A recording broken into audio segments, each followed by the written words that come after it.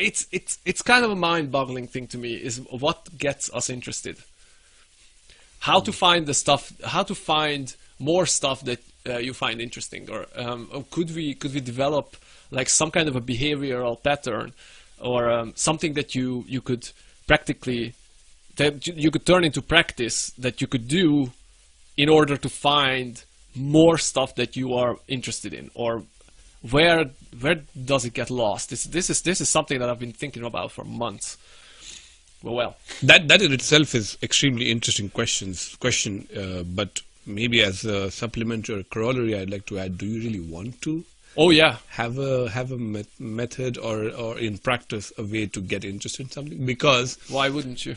I mean, because well, as a scientist, that'd be cool, sure.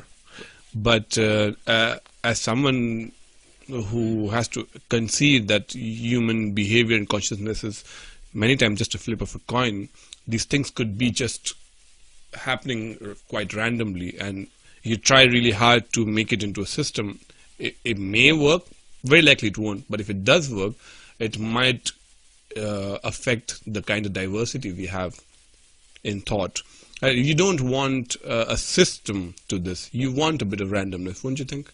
Like a bit of like, you don't know what you'd be interested to, and there's no way to tell whether you'll be interested in this thing. No, okay. That. How about what would you say to those who seemingly are interested in nothing, and they ask you, how do you get to the point where you find out something that you're so interested in that you're willing to suck at it at the beginning and push through that whole period?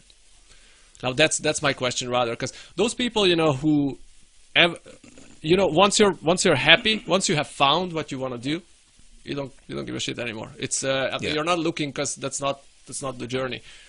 But I know so many people, and I have been on this path that started like 4 years ago up until the end of last year, that I had zero idea what to do. I mean, I had tracks, but it was just not inspiring. It was just not passionate whatsoever.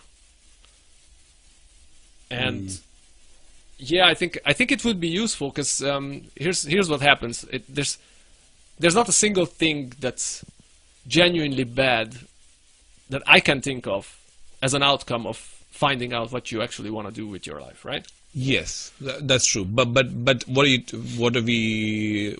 imagine that would look like? Like an allergy test, for example? No, not like that. It's just like one of them sticks. It's just like think about the stuff that you liked doing as a kid, because I think the issue with this is kids losing their curiosity. That's true, largely.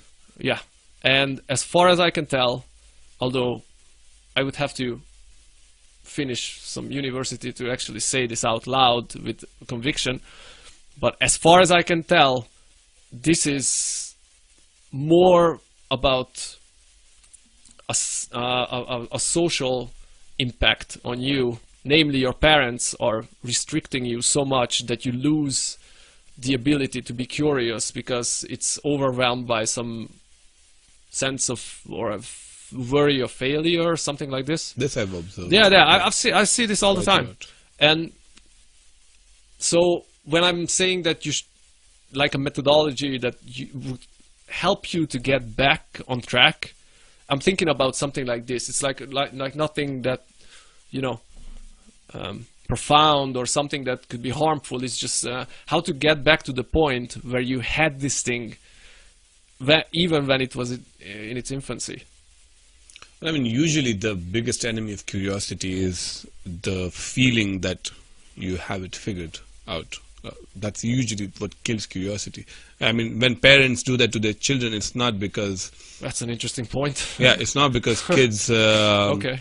don't... it's not... We don't forget curiosity. It's just that we are told, this is what will get you to this... Okay. I mean, I will stray off the point a bit. But